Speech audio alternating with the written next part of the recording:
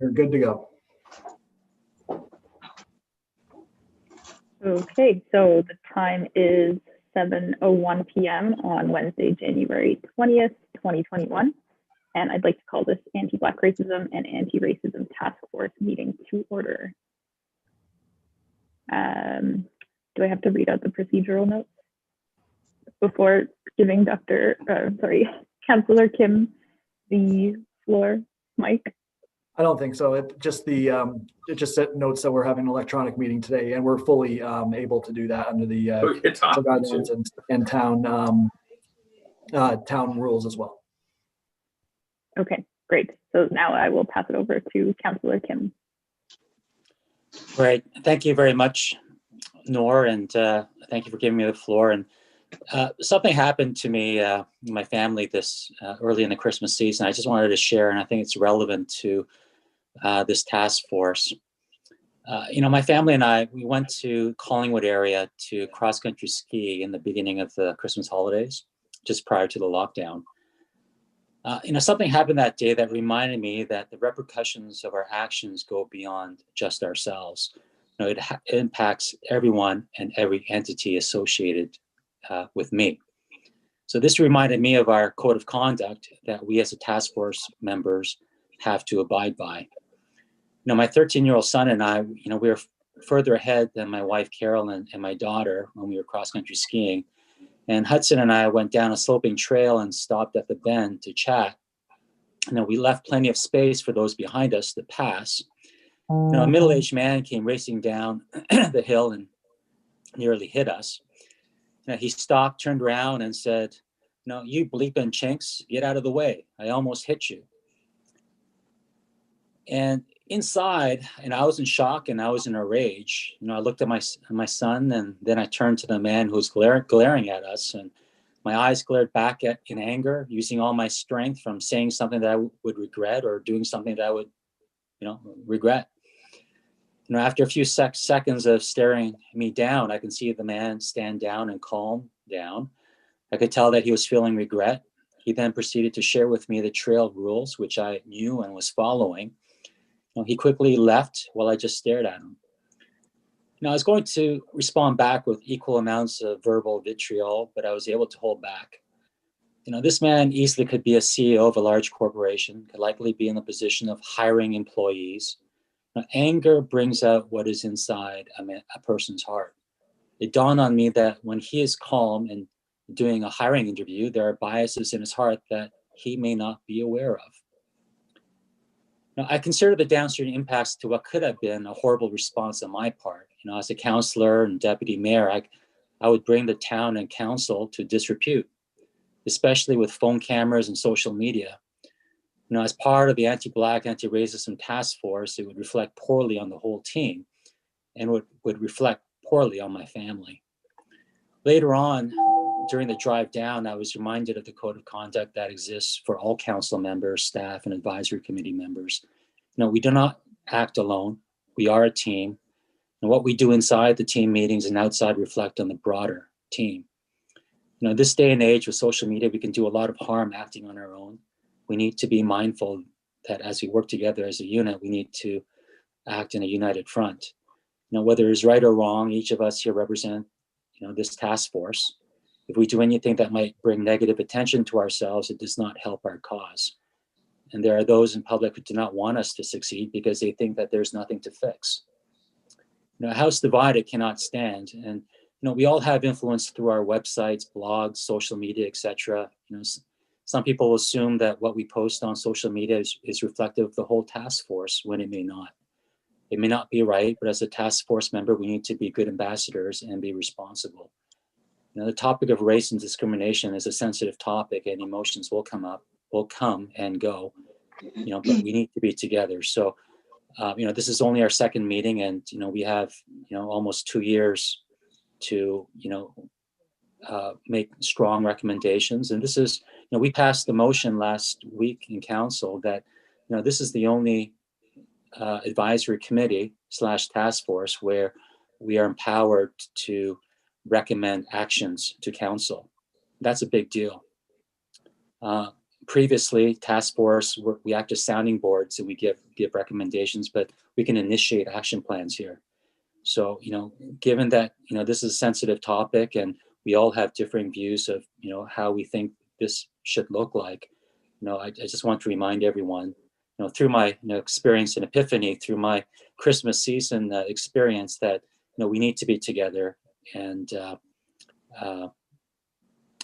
we need to be patient, because anger doesn't, responding, anger with equal anger, it doesn't do much good. So anyway, there's my cheerful start, and so I'll hand it back to Chair Noor.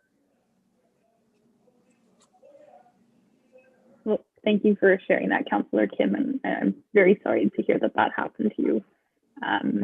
And I think it's a very good reminder as well, the message that you're sharing with us, which is that, we do all have a responsibility to, I guess, adhere to the code of conduct and conduct ourselves in a manner that is, I guess, reflective of the commitment to the task force.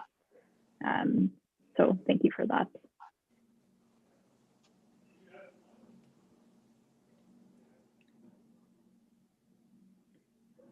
I don't know if anybody else had anything they wanted to share on that point.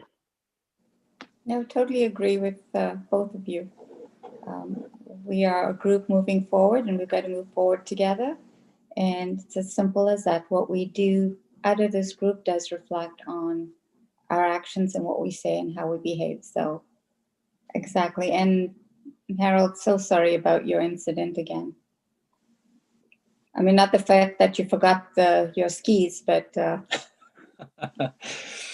no, unfortunately, it happens. It's not an infrequent happening. It does happen here.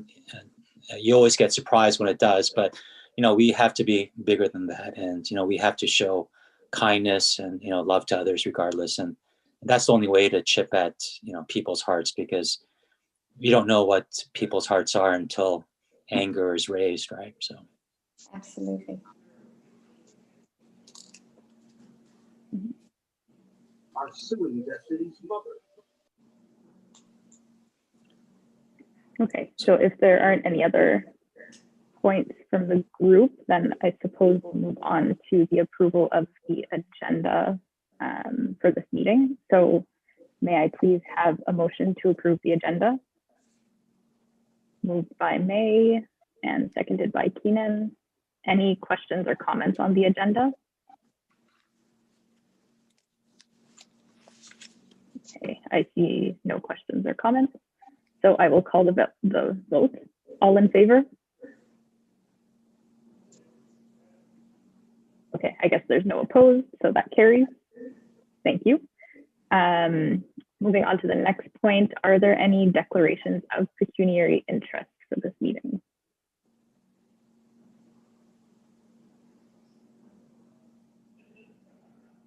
Okay, I will take that as a no. And then we'll move to the next point, nice and efficient. May I please have a motion to receive the meeting minutes of November 25th, 2020? Moved by Councillor Kim, seconded by May. Any questions or comments on the meeting minutes?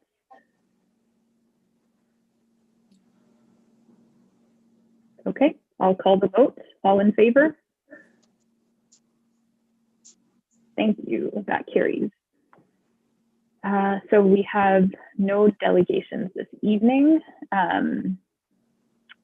Okay, matters for consideration. I will ask for Mike's help with this point. Absolutely. Thanks, Noor. We have Phil Rose Donahoe on from the manager of Library Square from Town of Aurora, who's going to take us through a small presentation, and then we'll turn it back over to the task force. So Phil, I believe you're going to share your screen. I am, yes. Good evening, everybody. I'm going to share my screen if you just bear with me for 1 second.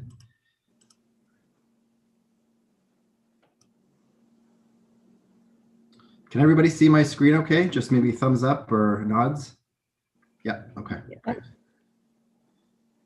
Okay. Yeah, good evening, everybody. My name is, as Mike mentioned, my name is Phil Rose Donahoe. I've had the privilege of being the manager of Library Square for the last about year and a half, since July of 2019, I believe it was.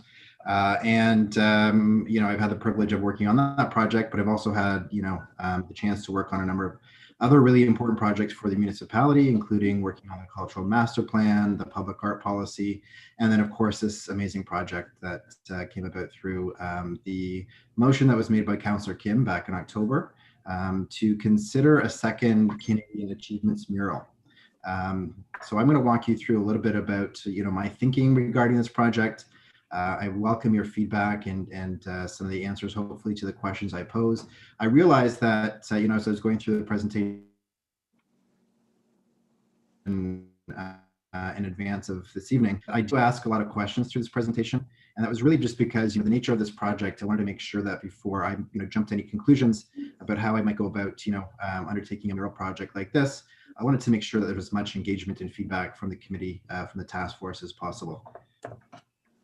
So really, and what you'll see throughout the presentation, if you've had a chance to look at it in advance of the meeting today, I tried to find a number of different examples of murals, you know, really from across the world that might be, you know, inspiration or templates for, you know, the project that we're working on. So this one here is from Branbury Elementary School. It was a project where an artist worked with some of the students. And as you can see, you can kind of see some of the content there. First Nations, diversity, inclusion, you know, are prominent in this mural. So I'm going to walk you through the process, talk a little bit about public engagement, trying to gauge where we want to be in terms of public engagement on the public engagement spectrum, talk a little bit about the selection process and location. I have a proposed work plan, and I think this is really the heart of, you know, the conversation, just to kind of get some feedback in terms of what you think of this work plan, and then I've got some resources and case studies.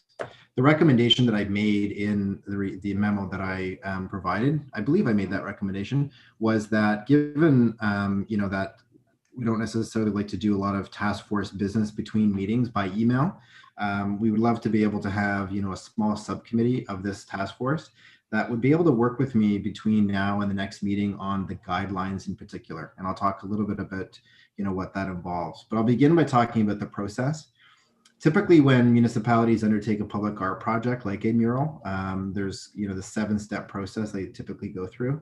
The first being council approval for the project. And, you know, we have that, as mentioned, with the motion that came forward with Councillor Kim back in October. You know, council gave direction to, you know, allow staff to, you know, pursue opportunities and options and explore what a second Canadian Achievements mural might look like. So essentially, we're on stage 2. We've done stage 1, we're on stage 2, which is the project planning phase, which is where we have conversations about the nature of the mural. We talk a little bit about what the guidelines might entail. Once that's done, we'll move on to selecting the artist, and that's typically done through a process, an adjudication process with a selection committee. And again, we can talk about that later. After that, once you've actually chosen the artist, or it could be artists, could be more than one, depending on you know, how we want to approach this, we get, you know, approvals. So typically you'll have a very, you know, simple contract between the artist or artists and the municipality. We have to worry about certain things like permits. If there is going to be a road closure, for example, if it's going to be on the side of a building that is close to a road, you know, for public safety, for the safety of the artist, we'll have to do, you know, very simple things like road permit closures, road closure permits. Insurance is going to be another one as well, liability essentially. Then we move on to stage 5, which is the fabrication and installation, and that's basically the artist or artists, you know, doing the mural. Once that's done, you know, we want to celebrate the achievement of having this mural in our community and what it, you know, represents for our municipality. And so you know, once the project is complete, you know, you typically do a celebration and you do an unveiling, whatever that might look like these days. We don't know, you know, when this project's going to be complete, where we are in terms of vaccines and whether or not we're able to gather, you know, in a public place. So that's, you know, a TBD at this point in time. But that's typically step 6. And then the final one is really the responsibility, you know, of the artist as well as the municipality, where we have the ongoing maintenance and conservation.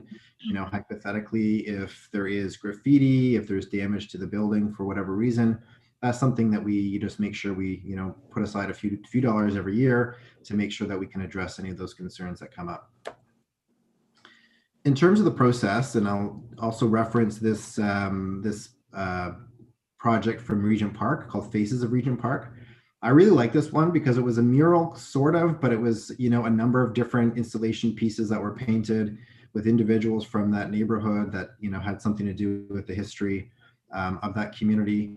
But it wasn't one sort of cohesive mural on a building. It had, you know, individual pieces that were painted and erected in different locations throughout Regent Park. So that one's really nice. So, you know, when you think about the process that I just walked through, each step on that page raises a series of different questions. These are not meant to be answered again tonight, but I just wanted to raise them just to get, you know, sort of thinking about, you know, what we want as far as this project is concerned. Not only the finished product, not just the mural is important, but I really think that the process we go through in terms of planning for the project, selecting the artist is really important. So, you know, how much inclusivity do we want to sort of bake into the process? And what I mean by that is typically, you know, when you think about something like insurance, for example, if you're a young artist or, you know, you're an artist that doesn't, you know, maybe does murals on the side or is interested in getting some murals, you may now have insurance. So insurance could be, you know, a barrier for participation, but you may be a really important artist, you know, or a really talented artist. You may have a voice that you want to, you know, be heard, you know, through your art. So that's something to think about. Also, just being a young artist, if you don't have a portfolio, you know, in the guidelines, we ask for a very detailed portfolio. You know, somebody has to have 5 years experience and have painted 2 murals in the past. That's also another barrier. So I think, you know, as we develop the guidelines, we want to think about how we can make sure that we're inclusive and we get a wide range of artists involved in this process as possible. Again, thinking about that, artist eligibility, you know, knowing the nature of the content of this mural and what it's meant to address in terms of, you know, sort of correcting the historical narrative in terms of racialized communities. I think this is really important. And so do we want to make sure that, you know, as one of the criteria that the artist has to be an artist of color? Should they be a local artist? So again, these aren't necessarily to be answered tonight, but I think it's important we think about those things. And then as far as the content is concerned, I know one of the things that Councillor Kim had mentioned is that we need to come up with some criteria for how we select the different milestones or events or personalities that are reflected in the mural. This can be a difficult thing because, again, even though the impulse is to be inclusive, it's very difficult to capture, you know, everything in a mural. And there's always going to be something that may be missing. And that may open, you know, up to potential criticism. So does the task force want to be the one that sort of dictates what events, milestones, and personalities are reflected? Or do we want to make this something that we ask the artist or artists to come back with recommendations? And then through the adjudication process, we kind of evaluate what the response is. And then the last question is, and I'm not sure about this one, but I'm not sure if a budget has been established because of course, you know, the budget will dictate the size, you know, there's materials to be purchased. There's the artist fee. We want to make sure the artists are paid for their work. So there's different considerations as well. I'll go through this one very, very quickly. In terms of public engagement, I mean, everybody knows that in the last year, public engagement has really changed for municipalities in the sense that, you know, you can't do a lot of face-to-face information sessions or public open houses these days with COVID being a concern. So, you know, public engagement is a little bit different. And so when you think of this community engagement spectrum, we have to figure out, you know, what's realistic and how much engagement we want to do. You know, my understanding is that this task force is, you know, made up of representatives of the community. You are the public. So right there's a lot of community engagement happening just by having this task force, you know, around and providing comments and taking on a project like this. You can see, you know, how you have everything from inform all the way to empower. And that's a question that we want to consider. We want to do, you know, through the selection process, we want to do some online surveying to get the public's input in terms of the content of the mural. These are the types of questions that we just need to answer as we develop the guidelines. Very, very quickly, I know that we haven't, I don't believe, chosen a mural location, but has been discussed. We know that the existing Kennedy Achievements mural is at the corner of Yonge and Wellington. On the opposite side of Yonge Street, there's that other, you can see it at the top right-hand corner of this slide. I believe there have been some initial conversations with that property owner, but I'm not sure if that's necessarily set in stone. There's lots of options across the municipality of where this mural could go. It's definitely much easier if it's on public property or town property. versus private property, which isn't to say that we can't have it on private property. And in fact, a lot of municipalities do, partnerships on public art with private property owners. So the location is an important thing. The size is important as well. And then when we begin to think about, how we're going to select the artist, the selection committee, who's going to actually be the one that's going to review the proposals that come in, this is something else that we have to consider. This is my proposal to you as far as the work plan is concerned. My role is to really, assist you as much as possible to make this project a success, to help you with any of the permits, the approvals, just to provide whatever guidance I can. But really, the task force is driving the bus, and I'm here just to help, lead you or facilitate the development of the mural. So in terms of the proposed work plan, what I am suggesting is that we do have a small subcommittee that meets over the course of the next little while. I provided a sample of the guidelines that I put together for another mural project that we were considering doing in the downtown on the retaining walls along Yonge Street. So we already have a guideline that we can use as a template. It's just a matter of choosing some of the artist eligibility criteria, the location, the budget, that stuff. So I think we should take about 4 weeks or until about the end of February to develop the guidelines for this project. Once that's done and we have approval from the full task force, we'll be able to release a call to artists, and we'll give them 3 weeks. That may not be enough, but I put 3 weeks. And essentially what that is we'll go out to the artistic community and we'll say, this is the criteria that we're looking for. This is the type of mural that we're looking for. This is what we can pay you. Please give us a proposal of what you think you can provide and your interpretation of what, the Canadian Achievements mural would be. And then we'll evaluate. So we'll take a couple weeks. Again, this may, 2 or 3 weeks to evaluate the proposals. We'll select the artist or artists. Again, it can be more than one. Once that's done, we'll work through the approvals, whether it's, the contract with the artists, if there's any road closure permits, any of the, crossing the I's and dotting the T's as far as insurance and things like that. That's actually part of step 5 as well. So obtain approvals and contract development. And then once we've been able to get all of that sort of legalese and bureaucracy stuff out of the way, we'll be able to allow the artist to spend the time that they need to fabricate and install the mural. There's different, they could paint right onto the side of a wall. There's lots of different, there's vinyl, you can actually fabricate something with vinyl. You can paint on exterior, wood panels that could be installed after the fact. So again, the fabrication installation, the complexity and the timing that's required is really dependent on, what the artist comes up with in their proposal. And then the last and the most important one is unveiling the mural, celebrating the achievement of having this mural done.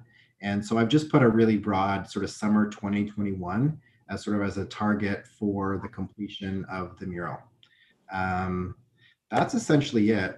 If you do have a chance, I've provided some resources and case studies that may be inspiration for some of you as you think about this mural. There's lots of amazing, community murals out there that deal with equity, racial justice, inclusion that are worth taking a look at. So if you have a chance, I would encourage you to look at some of those resources. And really, that's it for me. I'm certainly happy to, I'm interested in hearing your feedback. If there's any questions from the task force, I'm happy to answer those as well.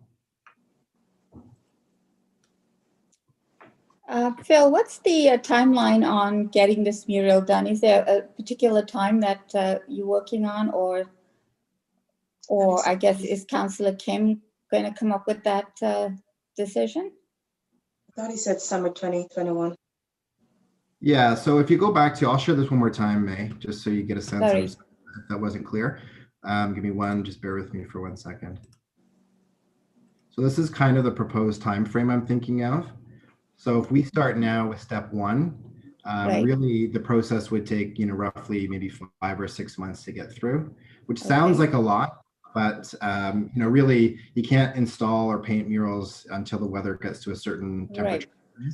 And again, if we want to do some kind of public unveiling in the summer of 2021, that would give us a chance, hopefully, to be able to be in the position to actually have a public gathering. Who knows what it's going to be like at that point in time?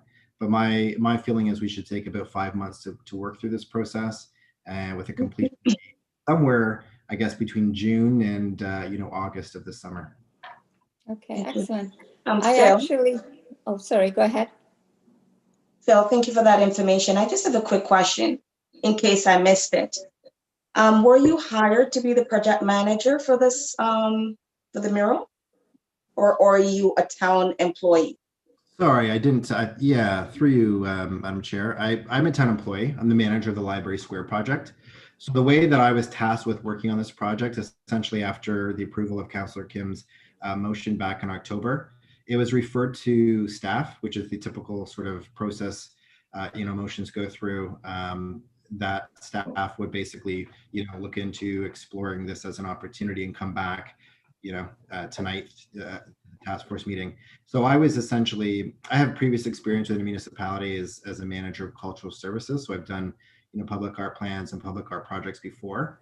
So it was just determined, through conversations with my director and the clerk and Tasha, that I would take on this project. So I'm a town employee, if that. Okay, because what I was asking, because I believe, in my opinion, and it's not an insult to your role and your professionalism and your experience, I'm sure it's well needed and it's been amazing and we appreciate you. I just felt that the question was relevant because if we're really talking about making a change in having more racialized people in position making these decisions, I just thought it would be an option will be put out there the same way there's an option that will be put out to advertise for the artist or pick the artists and have the criteria that we would have had a BIPOC representative as the manager of this mural. So that's kind of I think it's more of a comment. So that's what I was asking you, if it was just a standard thing where we didn't get a choice to choose a project manager for this, and we just get someone pre-selected because it's already a town employee that makes the transition easier. So that's where my question came from. Yeah, through you, Madam Chair. I can't necessarily speak to that. I certainly, because it's a municipal project that was approved by council, typically, as I mentioned, the process will go that staff will, look at it. And so at this point in time, I'm basically raising questions and sort of talking through the typical process of working through a public art project like a mural. If, for example, just hypothetically, if it was determined that there was budget as part of this mural project to not only pay for the artist fees, but potentially get a project manager to help undertake the project. That's something that I can't necessarily answer, but that would be one way of approaching. That would be one way of approaching it for sure. But I would say I've been tagged just to sort of, at least on the initial stages, to work with this task force. I'm here to sort of help wherever I can until somebody tells me otherwise. Yeah. Awesome. Well, it looks great what you presented. So thank you so much. You're very So welcome. Phil, I actually had the pleasure of seeing the artwork done at Regent Park outdoors. It was in the summer, maybe about 5-6 years ago, and it was incredible to see various artists painting. It was celebration at the Nelson Mandela School in the courtyard there, a celebration for his birthday, and the artwork was going on. I've also had the experience where I've had a mural done at Lester B. Pearson Public School, probably about maybe more than 10 years ago.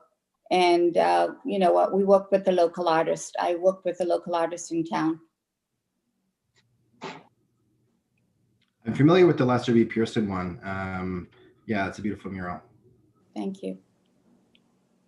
You see that Councillor Kim has his hand raised? You're on mute.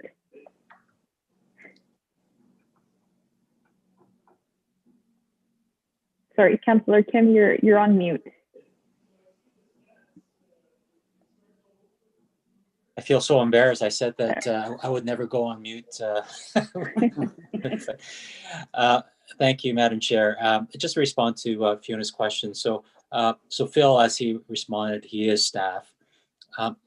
Phil is just setting the guidelines, and so we will provide direction and guidance to Phil. So yeah, I'm not sure, I'm not sure how the rest of you feel, but whether Phil is of one persuasion or another, I don't see that being a big impact on his role, because he's going to be taking direction from the task force. And two, I can answer one of the questions, which is the budget. So, the last couple of months I've been canvassing sponsors, and so I was able to get a commitment for $10,000 from the Smart Center. So, we are just working through, signing all the legal agreements and obligations and so forth. But right now we have 10,000.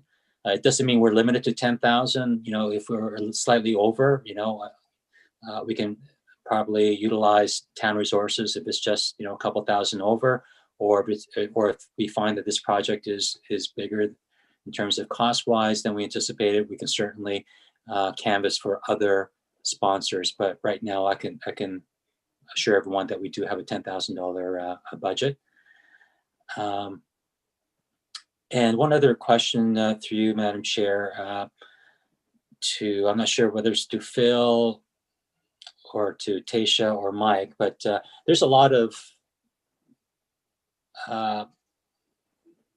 themes here or guidelines in terms of the process, Phil.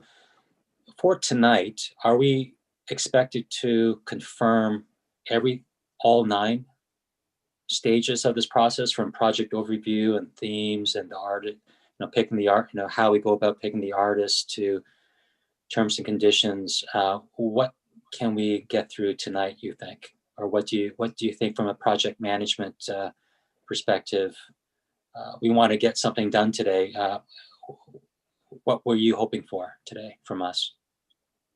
Yeah, that's a good question. I've had that conversation with the clerk, and again, I realize I asked a lot of questions in that presentation. And again, just to reiterate what Councillor Kim had mentioned, my role is to to help this committee and to take the direction from the committee. I'm not very aware of the fraught nature of me carrying this project forward on my own, and that's not certainly what I'm here to do.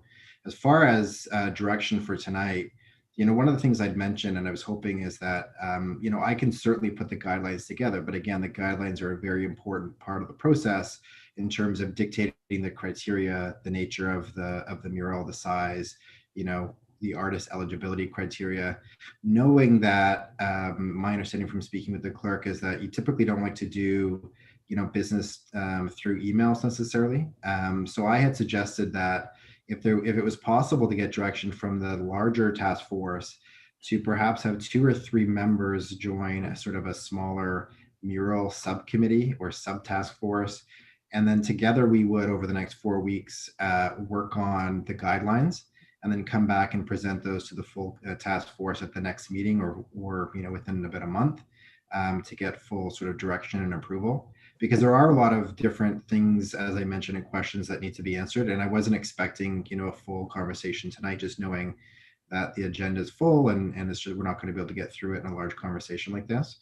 So I think what I would be hoping for, Councillor Kim, to answer your question, is probably the main thing is maybe the formation of a small subcommittee of 2 or 3 members. And then collectively I could take the direction of that group to develop the guidelines. And then, as I mentioned, come back at the next meeting. Once we get approval of the guidelines, then we'll be in the process to be able to release a call to artists. And at that point, I could step aside, and it's pretty much the task force would be able to run with the rest of the project. Does that answer your question, Councillor Kim? Yes. Councillor Kim, I'm curious if we should not have established a budget before even do anything, because without a budget, how do we tell how big, what we can expect? Is it not backwards if we do those planning, then look at the budget? Or should we know what we have, like what is the town putting in versus what you've gotten from public sources? And once we have a solid budget, then isn't it easier to make it from there? Okay. Through you, Madam Chair, if we can go through all the questions through the chair, please. Okay. That's a good question, and our budget is 10,000. Okay. We raised 10,000, so that's our budget. If through this process we find that we might be slightly over, then it doesn't mean it's the end of the project. It just means we'll find more resources. I see that Mark had his hand raised, and then we'll go to May and then to Keenan. Madam Chair. I think there's absolutely a lot of value in appreciating Phil's expertise in the contracting and selection process for public art installations. We are definitely going to need this expertise for this project. Where I feel that the task force should have a role is in recommending content. We should have a voice in providing input along with the artist in terms of who should be depicted in the mural. I also want to add that I do like the idea of considering multiple artists and pieces. Madam Chair? And May? Yes.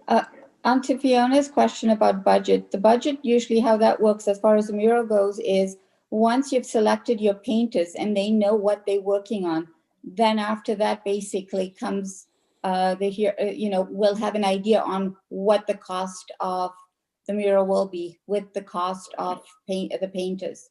So that's usually how that goes about. And Keenan? Am I on? Okay. I just have a question about, because you spoke about eligibility for the artists and everything, and you said how like that's a barrier because they have to have portfolios and all that stuff. Did you say like what you would do to tackle those barriers, or was that just like something that was thrown out there? I made a little confused on that one. Yeah, think through, Madam Chair. Yeah, that's a great question. So in terms of the insurance, so he had previously put together guidelines that were shared as part of the attachment for tonight for a downtown mural project and retaining walls. We went through that process. We stalled in terms of the artist selection for a couple of reasons, but that's on hiatus. What we did with that project is knowing that if you're working on town property or if you're working from whatever it might be, there's liability involved and there's risk. And so, one of the things from a legal perspective is we would ask the artists if they have insurance. And we realized that, if you're a young artist, and in fact, we had this question come from a 17-year-old artist who said, listen, I will never be able to get insurance. I'm 17, I'm a high school student and but I love art. So what we did is we said, you have to have insurance. The town will provide, it can actually provide an insurance certificate for you, but we will basically reimburse you for any costs. So there's an insurance process that we can walk through the artist through to give them a certificate to for liability reasons.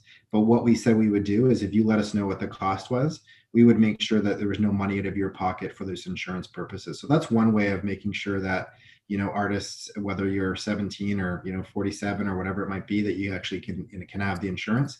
And in terms of the eligibility, I think it's one of those things where you could say it's just the way of putting the guidelines together. So you could, if it was you could say we want to have an artist who's done 3 similar projects, and you have to show us a portfolio of 5 images that you can download through the online application. We can simply waive those, or we can just come up with a different criteria that says that's more about why are you passionate about it. You don't necessarily have to be a professional artist. You could be a young person, and this is where I think Mark's point is really great, is that having a selection of artists, you may have the one main artist who's then responsible sort of for facilitating the other artists that might be involved. You could also say that a team of artists could apply through the process. So there's different ways, and that's why when you get into the nuances of constructing the guidelines, there's lots of little questions that need to be answered that of course we can't answer tonight. But I think there's lots of different ways you can just put the guidelines together that will address those barriers as you go through that process. And I can guarantee you as well, there's going to be lots of artists that if there are barriers, they'll come forward and say, this is really not, this isn't something I can provide. And if you're willing to make sure that things aren't set in stone and you just want to have a conversation with the artists that are interested in participating in this project, and if it's more conversational, then you can pretty much, address any kind of barrier that comes up. All right, thank you. Thank you. And Trisha? Thank you, Madam Chair. My question is for Phil. I know you recommended a smaller, thank you so much again. Like I agree with Mark that we do need this expertise. You mentioned a smaller committee. What would your ideal size be for that committee, like in past projects that you've worked on? Yeah, 3, Madam Chair. I was thinking 2 or 3 would be ideal. But again, I don't want to, again, dissuade anybody from the task force participating. It was just sort of a compromise solution, just knowing that it may be difficult between meetings to do stuff through email. And my understanding from speaking with the clerk is if you have a task force or a subcommittee from the larger group, it allows you to have meetings between the fuller meetings and get into sort of the nuts and the bolts. So, I mean, I don't think there's necessarily a restriction size. Maybe Mike, you can talk to that, but I'm thinking 2 or 3 would be ideal. Through you, Madam Chair, no restriction size. It's just what Phil had mentioned, and yeah, that's our discussions were that if we didn't want to have task force business through email between the meetings. So if we have a smaller group working with Phil on the guidelines, and they come back for the bigger group to look at the next meeting, that seems to make the most sense.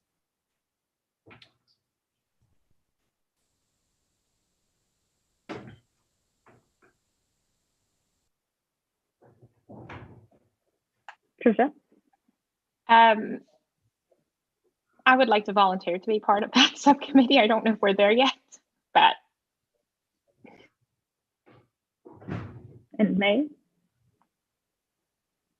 I'd love to be part of that as well, because I've done a few of them. So I'd really love to be part of that.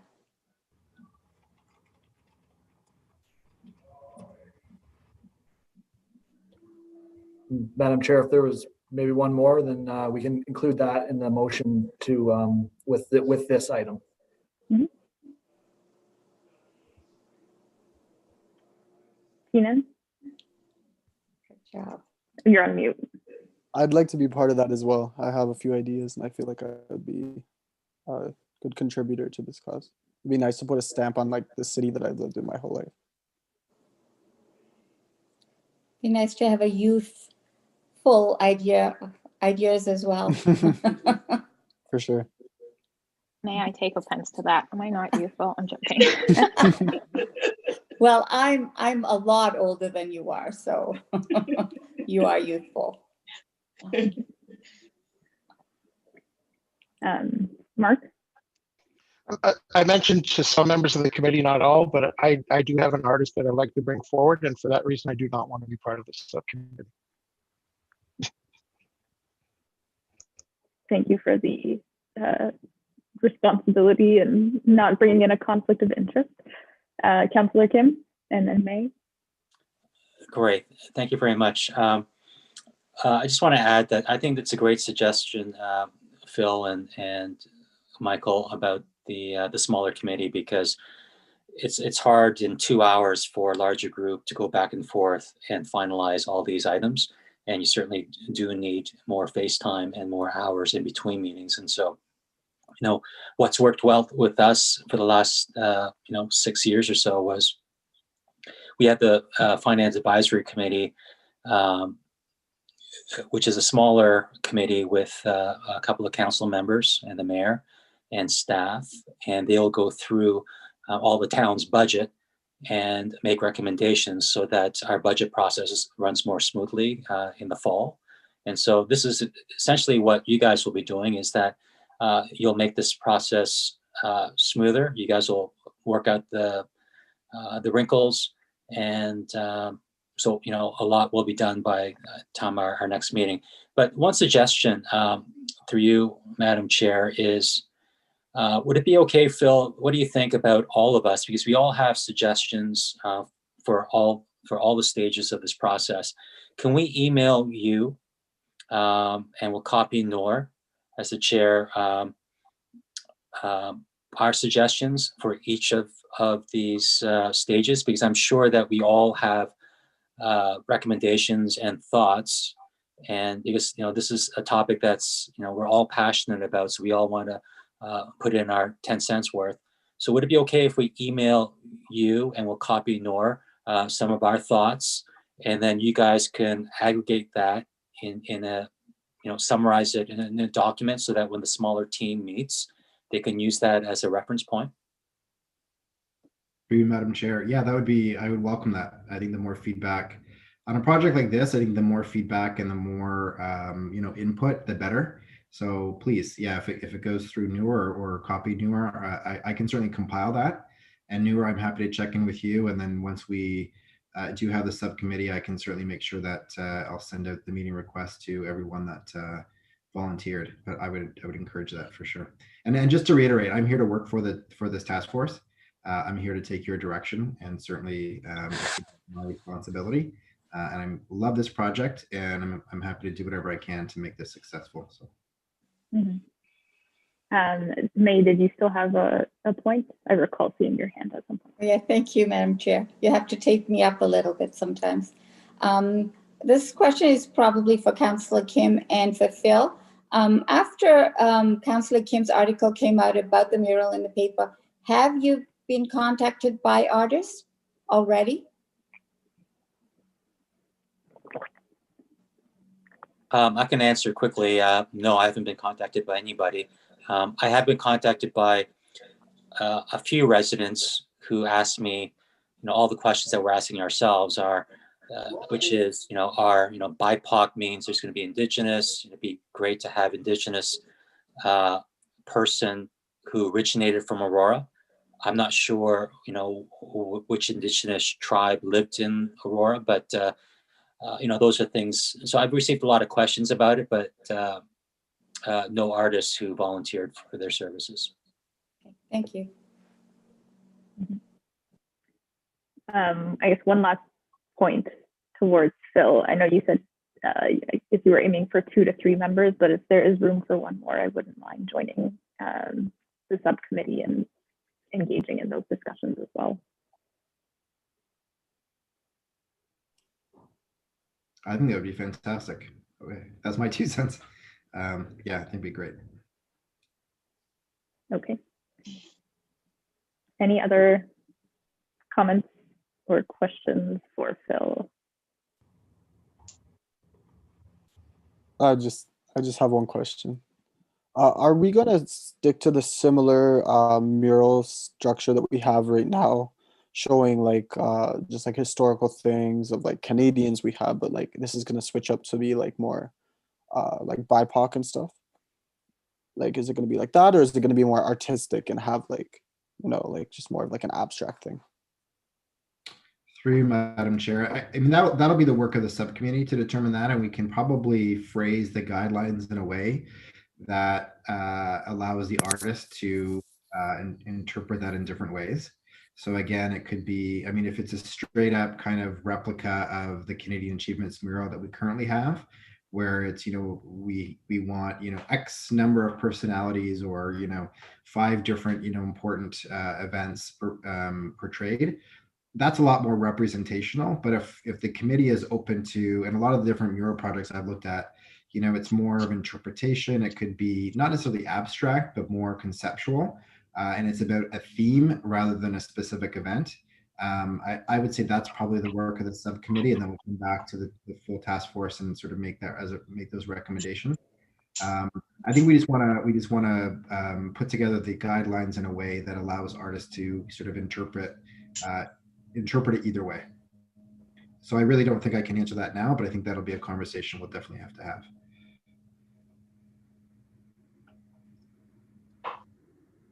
Thank you.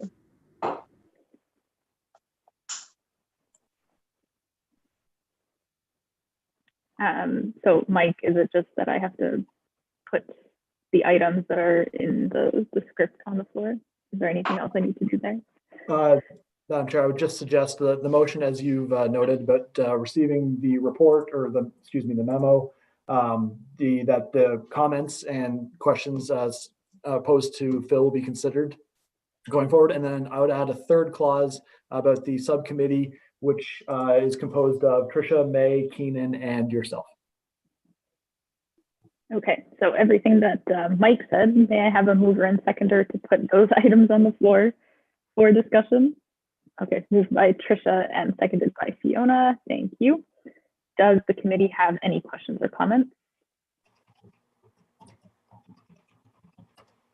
Okay, so if there are no further comments, I'll call the vote. All in favor? Okay. Keenan, are you in favor? Just want to make sure. Okay, thank you. All right, so that carries. So I think with that, we move on to the next item around the memorandum So much from. of it. Oh, thank you, Phil. I'm sorry, Noor, I didn't want to interrupt. I just want to say thank you No, so no. much for the task force. Back. I look forward to working with the subcommittee and coming back for the next meeting. Thanks so much, everybody. Thank you. Okay, so now moving on to the memorandum from Accessibility Advisor around Municipal Diversity and Inclusion Charter. Yes, absolutely, Madam Chair. We have Matt Zawada on, our Accessibility Advisor, who will give a brief overview of his memo. Perfect. Am I good to go, Mike, or do I have to wait for anything more official? I think you're good, sir. Good to go. Perfect. Well, thank you very much, everyone, for having me on here tonight. As Mike was mentioning there, my name is Matt Zawada. I am the Accessibility Advisor for the Town of Aurora, and I work with the Accessibility Advisory Committee, which is one of the committees for the Town of Aurora as well. And so coming to this meeting today, wanted to speak to the Municipal Diversity and Inclusion Memorandum that you guys have in front of yourselves. Mike, if you want to share your screen, I don't have it actually on me just because I don't have it on my screen, but if you want to put the memorandum out, I can easily speak to it. But while he's working on that, I can go ahead and start working on that piece for you guys. I just want to kind of briefly talk about some of the statistics from York Region. So York Region is home to about 1.2 million residents at the moment. And amongst those 1.2 million individuals, there's about 120 different languages being spoken, and they come from about 230 distinct ethnic origins. And so these are great numbers. You can see, obviously, in York Region, we are growing our diversity and inclusion at a very rapid rate. And so our last census was seen in 2016. And what we've gathered in terms of statistics from that was that about 49% of the residents have identified themselves as a visible minority. And about 46% of those individuals were actually born outside of Canada. Furthermore, there's another piece in there that I was looking into. And so in 2017, a Canadian survey was done on disabilities as well. And it showed that in York Region, 1 in 5 residents in York Region actually has a disability as well. And so as you can see, we have quite a bit of diversity and inclusion to work with right now in York Region, which is very impressive. Unfortunately, the demographic stats that we do receive don't go as specific as to a municipality. I did try searching into the town of Aurora specifically, and we don't have that kind of aim, unfortunately, at this time in place. But those are some great stats to see around York Region. Moving into the actual inclusion charter itself, for those of you that don't know what the inclusion charter is, it was developed by York Region, and it's basically a community initiative that brings together businesses, community organizations, municipalities, police services, hospitals, school boards. There's some conservation authorities and different kinds of agencies. Now, currently we have about 20 organizations that have endorsed the charter, and we meet about every quarter with one another. And we have an additional 13 organizations that have recently endorsed the charter. And these are region-led councils and boards that have endorsed it. Now, together, when we all meet with one another, our goal is to a commitment of creating an inclusive environment with equality for anyone that works, lives, and plays here within York Region. On October 2nd, 2018 was the official date that the town of Aurora officially endorsed the charter. And obviously, by endorsing the charter, we now share the vision of making York Region a welcoming and inclusive community. Now, we were working on this for many years, of course, before that, but we have officially endorsed that on October 2nd. An interesting piece in the memorandum that I provided to you is actually about UNITAR. And so UNITAR is the United Nations Institute for Training and Research. And so for those of you that don't really know what UNITAR does, it's a dedicated training arm for the United Nations system. And UNITAR provides training and capacity development activities. And they really assist mainly developing countries, but they're involved obviously around the world. And now what was interesting about UNITAR is they recognized the collaborative approach that York Region took to develop the inclusion charter. And it's now seen as a leading practice model for communities around the world that can be used to kind of help become more inclusive. And so they've participated in the charter and have endorsed it. And that was about since 2017. Moving into a little bit more of like what we are focusing on in terms of the Municipal Diversity and Inclusion Group.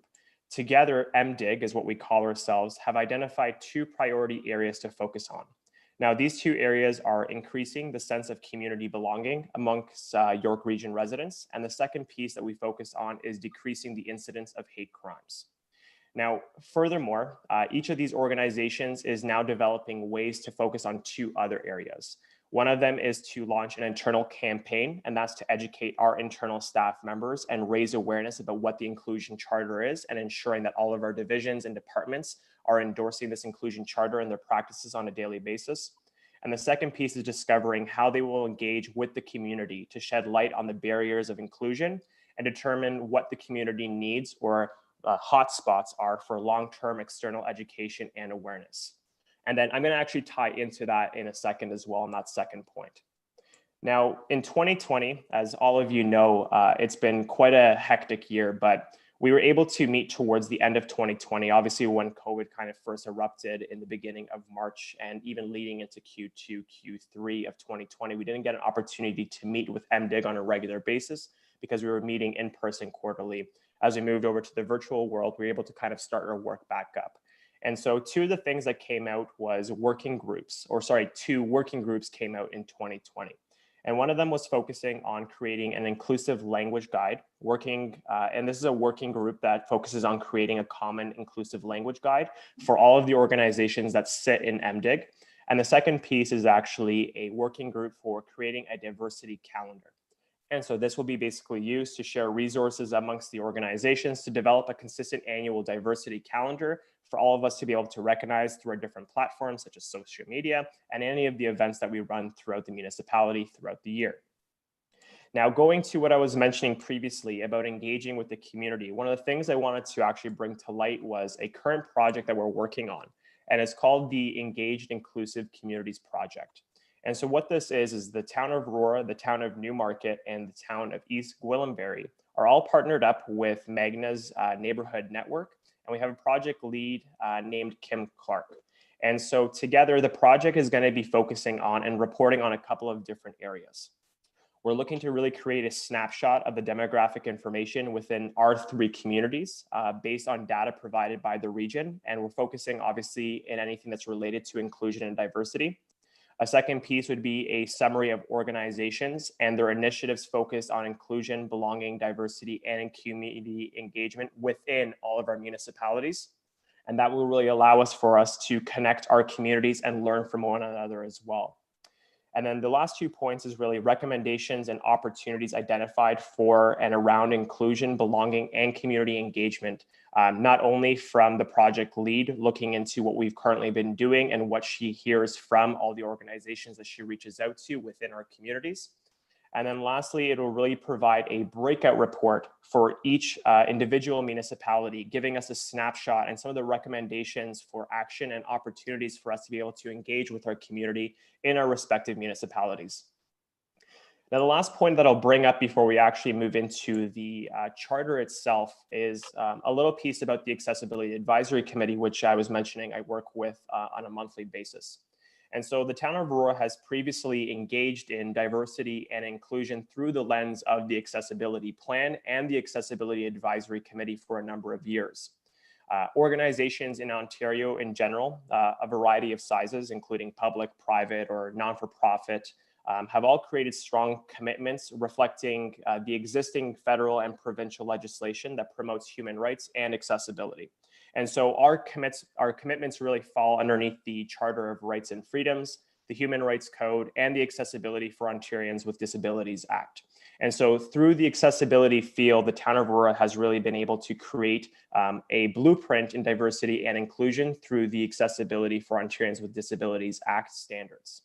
And so we know we can obviously do better. And so the town of Aurora is now engaged and is focused on really increasing the state of diversity and inclusion, not just on the legislative level, but really diving deep into the communities and figuring out what we can do to increase that state of diversity and inclusion, like I was mentioning. Now, the charter itself, if you take a look, and it's one of the attachments onto the memorandum itself, each organization that has endorsed the charter has a very similar structure. And so we all share this first 2 paragraphs with one another. This is what was created by York Region and it's the fundamental basis of what the Inclusion Charter is. And it shows our commitment to not only one another, all working together to create that engagement in York Region, but our common goal towards the state of diversity and inclusion. Now, the final paragraph, each of these charters, if you ever go onto York Region's website, you can see all of the charters from all of these organizations. That final paragraph is each of the municipalities or any of the other sectors that have endorsed the charter. It's their individual quote as to what they're doing in order to fill diversity and inclusion within the respective areas. And so this is the one area that I will read directly over to you guys. As you can see, I like to paraphrase a lot of the information rather than kind of read it directly. But for the town of Aurora's final paragraph, we mentioned that together with other participating organizations, the town of Aurora is committed to taking action to achieve the charter's vision in our organization and community we serve. The charter supports the town of Aurora's vision to promote diverse neighborhoods to create a vibrant community. The town celebrates its growing and diverse population as a source of strength, vitality, and economic opportunity, and is committed to creating an inclusive organization that attracts and retains passionate employees, promotes innovation, and provides an excellent customer experience. And so that's pretty much it in terms of the informational memorandum that I've brought over to you guys today. And so I'm more than happy to answer any questions that you guys may have pertaining to this memorandum.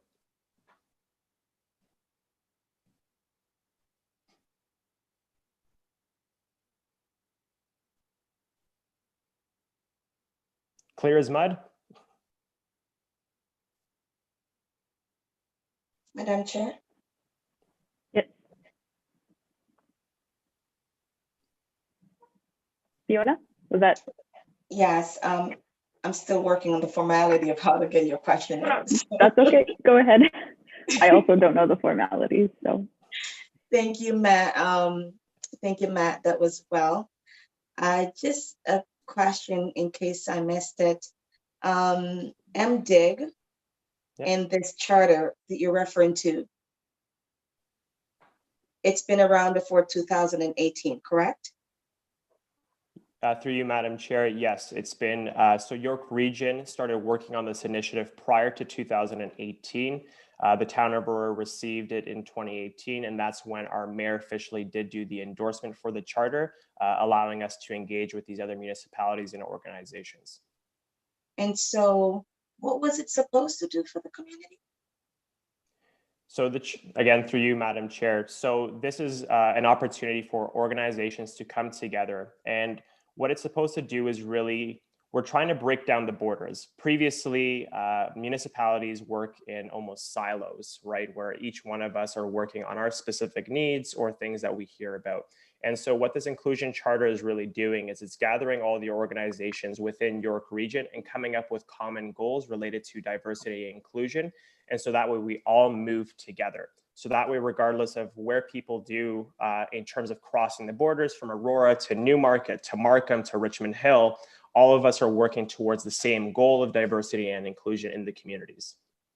Okay, so back to you, Madam Chair. So this was out since 2018, and you're saying it's about engaging with the community. So I'm just trying to connect because it's been obviously missing, and I haven't seen or heard of it before now, and I've had a lot of situation where obviously you would want to know where to go to. So that's what I'm trying to understand, what you do, where to find you guys easily, and who is on your committee, because it says you meet monthly. So I just didn't know. I'm sure maybe off this circle we can find more about the MDIG, but I just really want to know who is on the committee and when you meet, and really how did you guys get this information out to the community to know that you're there? I've never heard of it. Yep, through you, Madam Chair. So the Municipal Diversity and Inclusion Group is run through York Region. And so they are the ones that formalize and run and organize who they reach out to participate in terms of organizations. And so maybe you can clarify what you mean by which individuals participate. Are you pertaining to the organizations that are involved or the actual individuals sitting on behalf of the organizations? Sitting on behalf. Okay. So through you, Madam Chair, the individuals sitting on the organization, it's completely dependent on each individual organization. There aren't rules as to who participates. And so for the town of Aurora, we have myself, I sit on there due to my connection in the Accessibility Advisory Committee. We have our human resources manager sitting in there because they're the ones that are focused on our policies and procedures. And then Tasha is also on there as well currently from the town of Aurora. Now, as we continue to work on the diversity and inclusion lens, this doesn't mean that these are the individuals only working on this project. We're more than happy to continue, and York Region has made that very apparent that they're open to always having as many individuals participate as possible as we grow this initiative. And so again, to the other organizations that are participating in this endeavor, it's up to them. I will say that based on the different types of organizations and sizes, there's usually limited resources specific to diversity and inclusion as well, right? And so that's something that we have to kind of keep in mind is this is a field that is growing right now. And so a lot of some of these smaller agencies and organizations, they're usually throwing in like their HR team and stuff just because that's what fits best into the umbrella currently of diversity and inclusion. So it'll depend on which organization you take a look at. But to answer your question of where you can find this information, all of it's available on York Region's website. They have a diversity and inclusion area. And so we have been promoting, and this is a discussion that we have had throughout our meetings, is how to promote this more regularly. So York Region does do this through their social media platform. It is available on all of the organization's websites as well in our areas. And so we are working on trying to get that out more. And that's where that community engagement is really going to become important moving forward, is to ensure that people are aware of this, what our practices are, and how we want to engage with partners moving forward. Thank you. And back to you, Madam Chair. Final question or final comment is why I asked that, Matt, is just to know what's the diversity is. Because if we're speaking on diversity and the people who are sitting on the committee is not reflecting that diversity that we're saying we're serving, then of course that's a piece to look at. And secondly, we know that when we're talking about diversity, the HR department is the first place that the change need to be. And if the HR are the ones that are from different organizations coming to sit on this committee and they're not reflecting diversity, this is visual difference in different racial background, then again, that's where my comments and questions are coming from. So thank you so much again. And I will check on the page and find some information about it. Thank you. Thank you for that comment, Fiona. If I may, I see that Councillor Kim and May have their hands raised. But I just wanted to ask Matt if you could clarify. So I understand that the Diversity and Inclusion Charter has, I guess, been around for a little while, and it was, I guess, signed or executed in 2018. So is there a specific change that is being proposed at this point in time, or is there something specific that you would like us to comment on around the charter? I wasn't quite clear on that. Through you, Madam Chair, no, there is nothing in terms of the committee to comment on for changes. This is just a working group that meets together in order to decide what they would like to move forward with in terms of items. The committee is more than welcome to bring up any concerns, comments that they would like to bring over, and I'm more than happy to bring that over to MDIC. But this was more of an informational memorandum versus coming in for comment in regards to the inclusion charter. I hope that clarifies your question. Yes, thank you. And I'll pass it over to Councillor Kim. Thank you, Madam Chair. Through you to Matt. So just to, I think what everyone's trying to figure out is where does our task force sit within this umbrella of diversity in York Region? So am I correct in saying that yourself and Tasha are our municipal staff who serves on MDIG? And I would imagine that there are others from other municipalities that form all of York Region that sits on MDIG, and where we can, as an advisory committee or task force, contribute is whatever happens here. You know, you, Matt, are exposed to what we're doing, and Tasha and other staff. So you guys will relay what's going on in Aurora into MDIG and help to contribute to the greater York Region. Is that the role that we can play?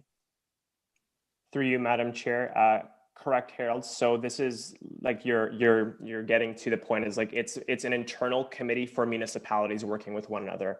And Tasha can jump in on this piece. As far as I'm aware, there is no external source for committees to speak to in a public setting, similar to like what we're doing right now.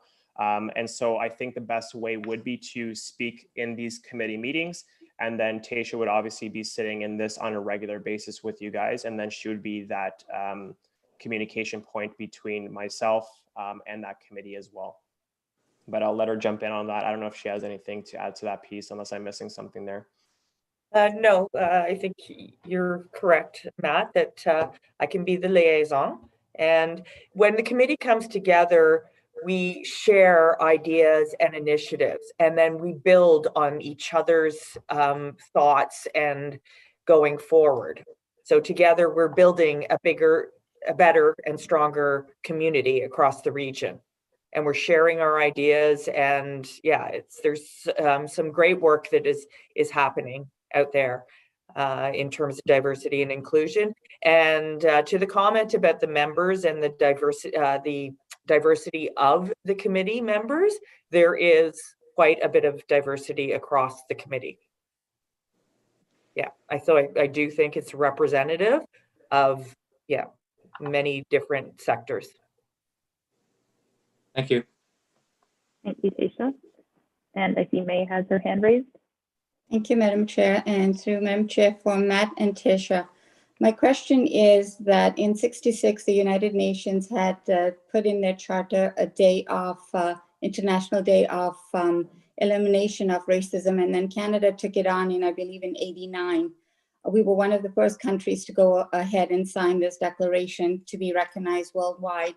I know there are several groups in York Region that celebrate this date. Yes, we have Black History Month, which is very important, but the 21st of March is celebrated worldwide as Elimination of Racism. I just want to know, are you involved with other committees that do? I have been invited to several of these events. I'm just curious, are you involved in any of the committees or in York Region that have some sort of a recognition or celebration of this day? Through you, Madam Chair, personally, I do not sit on any of those committees. And I think and I'll just bring it up before Tasha goes ahead and answers her piece on that as well. One of the pieces that we are working on in MDIG is that diversity and inclusion calendar, specifically to ensure that we are capturing those important international, provincial, and federal dates that we do celebrate in Canada and internationally, because that has been a recognized point, as we want to ensure that on a weekly, monthly, and quarterly, annually basis, we're catching all the important dates and not missing that piece out. And so we are trying to work that out actually with the current Municipal Diversity and Inclusion Group. And we're hoping to get that diversity calendar out probably in Q1 actually of this year. And so hopefully we start promoting that information starting this year moving forward on a regular basis. But I'll let Tasha jump in on her piece as well. Well, no, that's exactly what I was going to say, Matt, is that we are working on that diversity calendar to recognize and celebrate all of those events. So you said it was March 21st, correct? Yes, March 21st. Yeah, and we will be working with our communications team to, get the message out to the community and celebrate these events. Mm-hmm. Okay. Madam Chair, thank you. Through to Matt and Tasha, I can actually inform you on a few of the events that do occur around that time and who has them. I had another question and I've just lost it.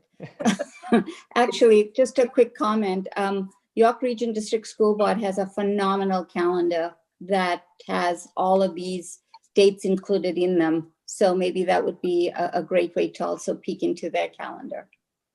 Through you, Madam Chair. Oh, sorry, go ahead, Tasha. I was just going to say, I do believe they are part of MDIG.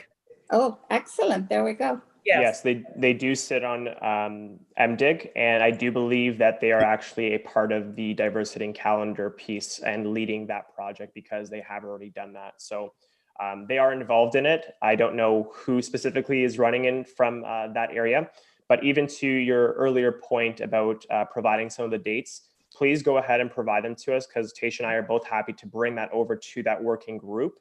We're not working on the diversity and inclusion group.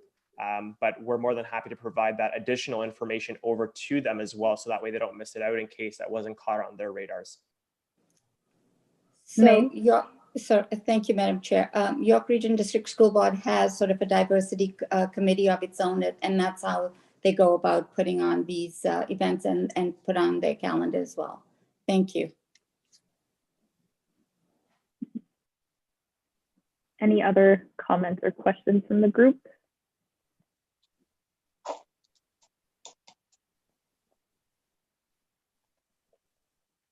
All right, so in that case, I guess we'll go to the next part, which is saying the items. So we have two items. One is that the memorandum regarding municipal diversity and inclusion charter be received. And the second item is that the anti-Black racism and anti-racism task force comments regarding municipal diversity and inclusion charter be received and referred to staff for consideration and further action as appropriate. So may I have a mover and a seconder to put the item on the floor for discussion? Moved by May, seconded by Councillor Kim. Would staff like to speak on the item? So I'm just gonna jump in and just say that I have nothing further to add, but I wanted to just say thank you very much for having me on here tonight. It was a pleasure to meet all of you. And just want to say, Madam Chair, this will get easier for you as you go along. I don't know if you guys meet monthly or every other month, but it gets a lot easier as you get used to it. So don't worry about the little hiccups as you're going. You're doing fantastic. And I appreciate, again, all the comments and questions that you guys had tonight. And you're more than welcome to reach out at any time. And I'm happy to communicate with each one of you. So that would be it for me. Thank you, Matt. Thank you, Matt. Thank you, Matt. And thank you for the encouragement. You're doing awesome. Okay, does the committee have any questions or comments?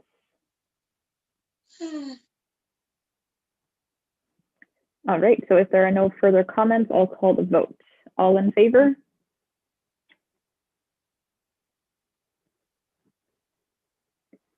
Any opposed?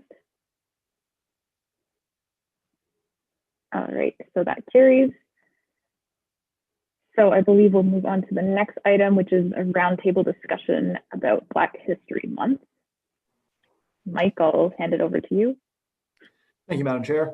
We have town's acting manager of communications, Eliza Bennett, on and there is no memo, so the task force isn't missing anything here. We've just asked Eliza to join us tonight to talk about the various different communication methods that the town uses with the public, and then to hear, of course, what the task force thinks are good ideas for our communication efforts in February. So without further ado, I'll turn it over to Eliza. Thanks, Mike. And through you, Madam Chair, thank you very much, everyone, for having me on tonight. So as Mike mentioned, I'm Eliza Bennett. I am the interim manager of communications. I've been with the town for about 4 months now. And I am here tonight in a spirit of listening and collaboration, and really just here to, before I get into that, I do want to say that on a personal note, I've really enjoyed the respectful and really honest and respectful at the same time conversation that's happening here. And so I really am honored to be part of that tonight. So the reason for my being here, as Mike kind of mentioned, is I'm looking to get the task force's feedback on what the town can, could, or should do in honor of Black History Month. And just to note that I did note that in March 21st is the International Day for the Elimination of Racism. So perhaps that's something that we can also, it's not technically noted on the agenda, but obviously those two things are tied together. So maybe this conversation kind of ties into that as well.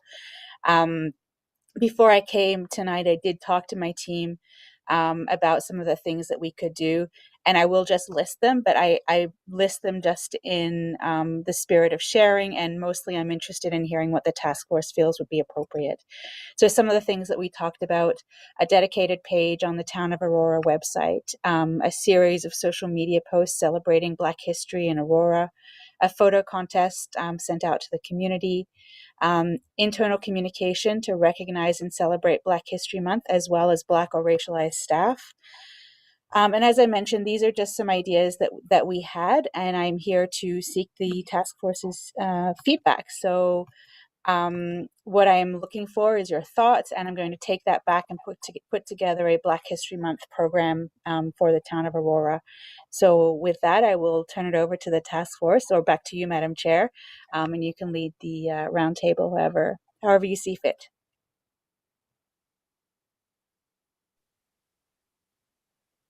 Okay, maybe I'll start it off. I noticed that you mentioned, I guess, sharing some information about Black history in Aurora. So I was wondering if you could give us a little bit more information on what that looks like, because I think it would be really powerful to be able to share information on the history of Black communities in Aurora and, I guess, our locality. But I'm also not sure what kind of information is available, and if there's additional work that needs to be done to kind of I guess record that in a way that can be shared in the community. I see Mayor Marcus has his hand raised. I don't know if that's in response, but please go ahead. Thank you, Madam Chair. And it's not in response. I just wanted to add at the beginning of this, before you guys get into a real good discussion about how we're going to communicate and get some communication pieces out to the public. I just wanted to let everyone know that we have, in case you haven't been made aware yet, but we have officially, we have the proclamation out for Black History Month for February. So it's up, and maybe if our clerk could at some point send the link to all of you so you can all have a look at it as well, just so that I just thought it'd be relevant to let all of you know that that's available right now, and we have done that proclamation. So Fiona, just let you know, kept my promise. we got the proclamation up and running. Okay, so just wanted to let everyone know that. Thank you, Madam Chair. Thank you. I see May has her hand raised. Thank you, Madam Chair. Madam Chair, to Eliza. Eliza, one of the things that may be nice to put out there is something, if we could incorporate maybe with the town's website on Black History Month, maybe do sort of somewhat of a little clip, twice a week on who the Black historians were, not just for Aurora, but for York Region on the bigger hold, maybe a little bit of history on those people, so forth. Something like kind of like a maybe focus. I mean, we know that we could put together, not that we know that they came up through here, through Harriet Tubman. We know the history that they went up through with the Quakers up into the north. So I know there's a whole lot more behind that, but just sort of some person who was involved, who had made an impact in York Region, sort of a clip on, for instance, say Harriet Tubman and who she was, that sort of stuff. Because I mean, kids at school learn about that now, but adults don't know enough about, the Underground Railroad, that sort of thing that came through up into York Region. So I'm not sure if that was something that we could put out just as a little clip of a little bit of history. Through you, Madam Chair. Sorry, is it okay if I respond, Madam Chair? Yes, I see that Fiona has her hand raised. Okay. I'll let you respond first, and then we'll go to Fiona, if that's okay. So through you, Madam Chair, yeah, I think that's a fantastic idea. And to answer the chair's question, I can't say that I'm an expert at all on Black history in Aurora. I'm not from Aurora, but this would be a project of interest for myself as well, and of learning. And I honestly don't know exactly what it would look like. I know that I believe it was last year the Aurora Public Library did a panel discussion on being Black in Aurora. So I would reach out to the library and to archives in the museum to find out more about what that might look like, and draw on expertise of others in the community who would know much more about it than I would. Thank you. And I'll hand it over to Fiona. Thank you, Madam Chair. Thank you, Eliza. I hope you said your name right. And welcome. I know 4 months is pretty new and fresh, so welcome. I know you're doing an excellent job. I'm not sure who this question is supposed to go to, Madam Chair, so I'm just going to say it and then the right person will answer for me. I'm a little bit confused, and so because of that, I want to make sure I ask the questions first, so I know I can get my mind in the right place. I'm confused as who Aurora is going to be celebrating Black History Month publicly from the town for the first time. I really don't even know how to ask a question because I'm making sure that I'm not coming across negative at all. I just find it that different that we would not be the Black community that get approached to do it, not someone coming to ask us what to do and give them our feedback, but literally us putting it together. So maybe I'm completely unaware of how things done through the town, and that's where the confusion is coming from. But what I'm seeing is that I feel like I'm on a task force where somebody's just asking me to, like, diversity is a fact, but I still don't feel included because you ask me a question and I can say, yes, play this game or put up this person. I don't feel like I'm included. And if it's Black History Month and I have a non-Black person doing the research to do Black History Month for me, it feels a little bit weird. So if I'm off outline, I apologize. I'm really just trying to clarify really what is the purpose and the responsibility of the task force. Is it just to give a little feedback to someone else, or is it to really be included in the actions that need to be taken place? Thank you for that comment, Fiona. And I don't think there's any need to apologize. I think that's actually a very important point and an important, I guess, thought to be critical of when we're discussing the town's plan for Black History Month, because I think that we have to make sure that it's done in a way that is beneficial for the community, as opposed to and not to say that it is. But I think there's always a risk of kind of conducting outreach and communications in a way that is not necessarily beneficial to the communities that it is meant to empower. So I think it's a very, very important point. I'm not sure who wants to comment on that, but I welcome the group to share their thoughts. And I see May has her hand raised. Thank you, Madam Chair, and through Madam Chair to Fiona. Fiona, I totally agree with what you're saying. I think what's happening here really is, and other members can jump in, we are a brand new committee. We're just getting off onto our feet, and we coming up with dates and times and events. And unfortunately, with COVID, we can't socially get together and have these discussions personally over a cup of coffee. And that's why I brought up the 21st of March, because I think it's such a relevant time and it's not even noted, or people don't even recognize it. And I'm hoping that next year we're building different things. We're building this group, and we're moving forward. And I'm hoping that our Black History Month will coincide with 21st of March next year, and we can have something basically, with substance. Right now, it's a little bit difficult for us to have substance, and I get your idea what you're saying, but I think this is a learning task for everybody here as being a committee, starting off from the grassroots really, and learning on how to put these events together. I myself don't know a lot. I know somewhat history for York Region, but I don't know a whole lot either for Black history. I know a little bit, but not enough to inform others about it. So I think if this would be a learning task for me, it would be a learning task for Noor, for Eliza, for everyone on the committee here. So I think slowly together, I can see us building an incredible relationship. And I get your point, but I think we need to put together some substance before we know what we are doing or how to move forward. So I think we're starting off really small, but hopefully next year we can have an explosion of events or things of a day. Thank you, Madam Chair. Mark?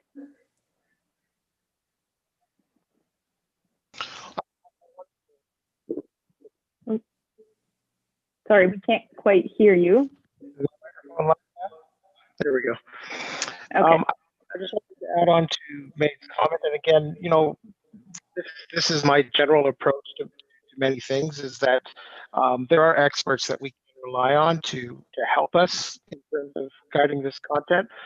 So to May's point, I mean, I really would like us to provide input for the 2022 event, and would recommend that the two organizations that I know of. Oh, sorry, you're cutting out a little bit, Mark. No. I don't know if you have maybe check your audio settings, or if you have a different microphone that you could use.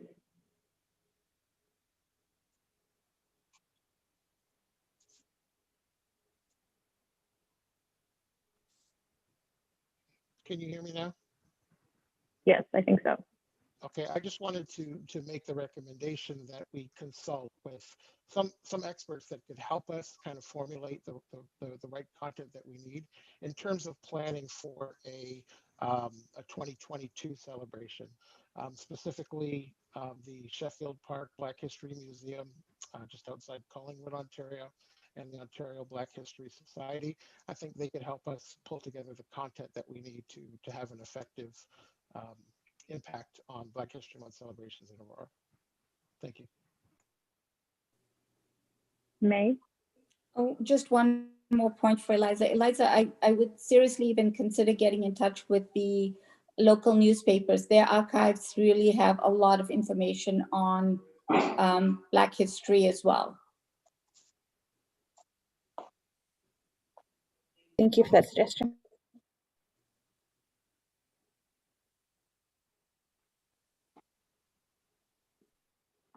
Eliza? Yes, thank you, Madam Chair. I did want to respond, and I wanted to, first of all, acknowledge absolutely the feeling that's been shared. It certainly isn't my intent to come in here as a white person and say I'm going to do the research on Black history and do all the things. I'm here as the representative of the town of Aurora, asking what the town as an organization can do. And I think that might be some of the confusion about the town as an organization versus the town as the community. My hope is that we work together.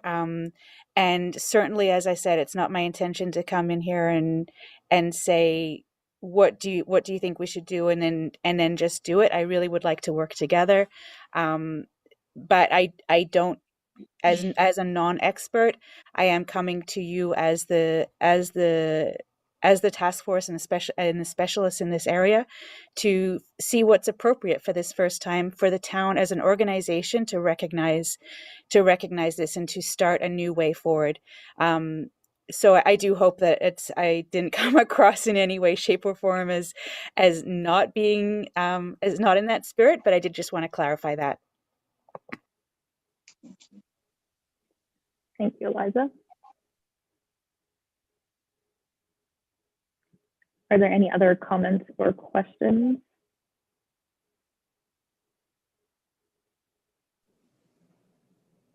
Madam Chair, I just want to make another comment too, Eliza. Eliza, I think it's really appreciative that you are here because this is a start. And by starting, we need someone to start the flame for the fire to burn. So we all need to be educated.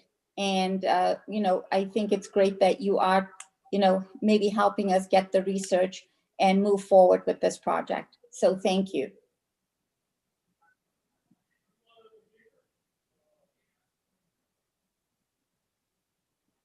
Trisha. Thanks, through you, Madam Chair. I was just wondering if we do have ideas for communicating prior to and specifically for Black History Month, how would you like those communicated to you? Yeah. Through you, Madam Chair, perhaps I could ask Mike to share my email address with the task force members, and that would be probably the most convenient way for everyone. I'll also give Mike my cell phone number, so I'm happy to talk at any time. And sorry, just Yes, go ahead. through you, Madam Chair. And so I guess my other question would be, coming out of sort of when plans are finalized for Black History Month and what the town is going to do to celebrate and build awareness of that, will there be maybe just another presentation of yourself or a team member, Eliza, that will come back and let us know what the final plans are? Is the hope that that will be an ongoing communication leading into February? Through you, Madam Chair. So given that it is January 20th, I probably won't be here.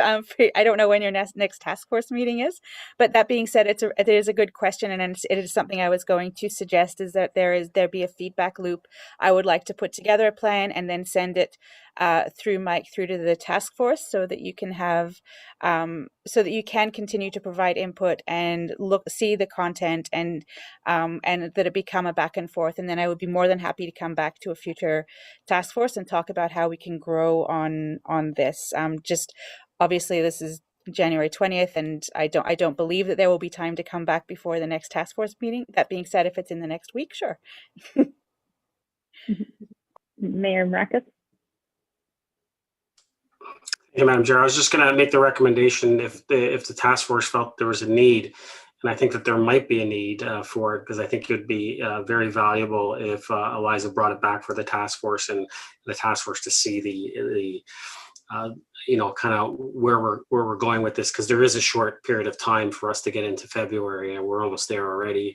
The chair can call for a meeting, and so all you would have to do is just let the clerk know, and that could be put out, and you guys could have another meeting where Eliza could show up at, you guys could have another meeting next week if you wanted, or a week and a half, and then just kind of evaluate how we're going to move forward, and then if you want to make some changes, or if you want to, if everything kind of goes well and say that this is great, then you could do that at that time, and then we can move forward. And that might be a direction that you, as a task force, you might want to take.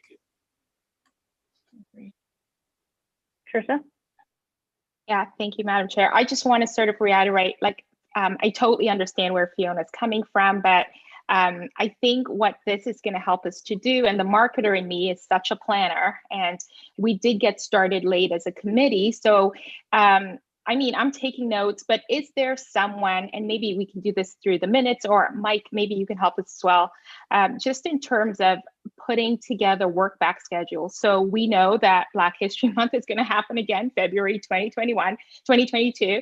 At what point do we as a committee begin planning for that? Is that September? Is that October? At what point would we have enough time to collaborate with Eliza and her team in pulling those plans together? Should we just remember on our own, which is not a problem? Can I jump in, Madam Chair? I was just going to say, as a marketer, you're well aware, and in any event that we do, whether it's the hoedown, whether it's or if we're looking at creating work, whether it's the Multicultural Festival, the work starts the day after the event, right? So I would suggest to all of you is that let's start today about working on next year as well, right? Let's look at what we can do this year, but let's start working on how do we make next year even that much better. And I think Mark alluded to that, saying let's start getting that work on about for 2022.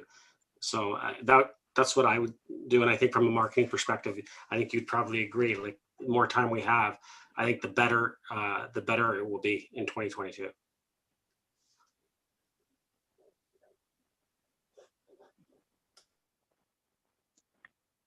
John? I know I'm not on the task force, but just a quick comment. My experiences on task forces, It's really good to have this information prior to meetings so that members can have some time to think and provide meaningful feedback when you do have your meetings. I'm not one to work really well off the fly. I like to think about and maybe think about things too much, but before I put comments forward, and you tend to spin your wheels at meetings like this unless you're aware of the subject matter prior to the meeting so that you can provide meaningful input. And I think this might be one of those situations, but from what I've heard, I think it's a great step forward.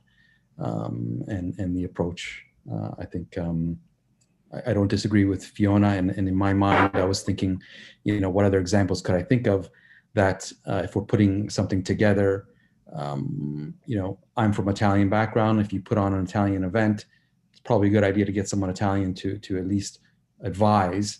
Otherwise, things just don't happen properly. So I completely agree, and there's plenty of resources in the town and in the community to be able to achieve that. It's just a matter of tapping into it. Thank you, John. And the thought that came up in my mind was in, I guess, the research world in which I work. A lot of work that we do with Indigenous communities, the one phrase that is very prominent is "nothing about us without us." And I think that very much applies here as well. Are there any other comments or questions from the group? Fiona? Madam Chair, thank you. I just want to clarify my thoughts. This was approved from July, and I've been trying to reach out to different people like Shelley and stuff in the town. And it's not, and sometimes it doesn't have to be that deep. Something that is new, it can be just quick and fun. Sometimes when we're thinking too deep, we think we need 1 year or 10 months to put something together, but this was already approved and brought up since the July. So again, maybe another feedback that we can consider is who is putting the agenda together, because we have an anti-racism, anti-Black task force, but I don't know who puts the agenda together. Is it the town chair? Sorry, is it the town that puts it together? How does the town determine what goes on the agenda? Because at the end of the day, then we might get it a couple of days before and have to figure out who's coming on, what is it about, or right. So these are little things that I would love to kind of know, because then it would help me to not have feeling silly asking certain questions, but really in the know. Being in the know will also prepare us to have a more effective meeting. So what I'm saying that is, yes, we can do so much. We know that when we had the cultural day, we had the flags all over in Aurora. Black History Month, will we have all those flags going at the same time? So things can be done still. We know that we're going to be greater in 2021, 2022, God's willing. But for 2021, we still have 29 days in February. It doesn't have to be a one-day thing. So we're not 1 week or whatever too late. We still can make it as effective as we can. I just said it's important to know the agenda ahead of time, or know how the agenda has been put together, what's coming on it. So we as a team will be more included in it than just being brought on board. So that's all I was saying. It's not to disregard the town staff or what the town is doing. The mayor jumped on board right away. There was no question asked. Everything was in place. So again, these are just little things that we will iron out in the process. So thanks for understanding.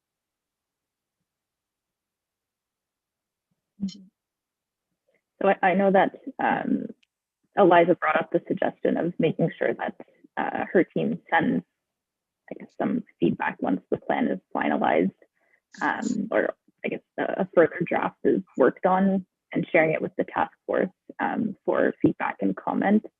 Fiona, is that something that you think would meet that concern for the time being? Yes. Okay. I don't know if that's something that we have to put a motion to, Mike, or if it's. I can take it as direction from the task force.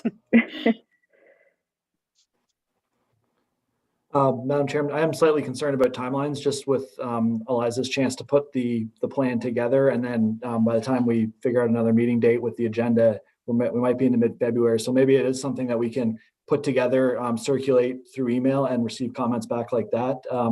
for this first time, and then certainly work at doing something better in next year and in the years to come.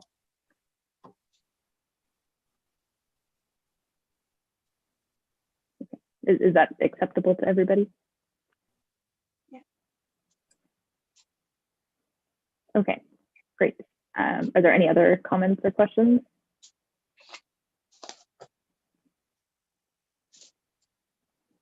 All right, so then may I have a mover and a seconder to put the item, which is that's the Anti-Black Racism and Anti-Racism Task Force comments regarding Black History Month be received and referred to staff for consideration and action as appropriate, on the floor for discussion.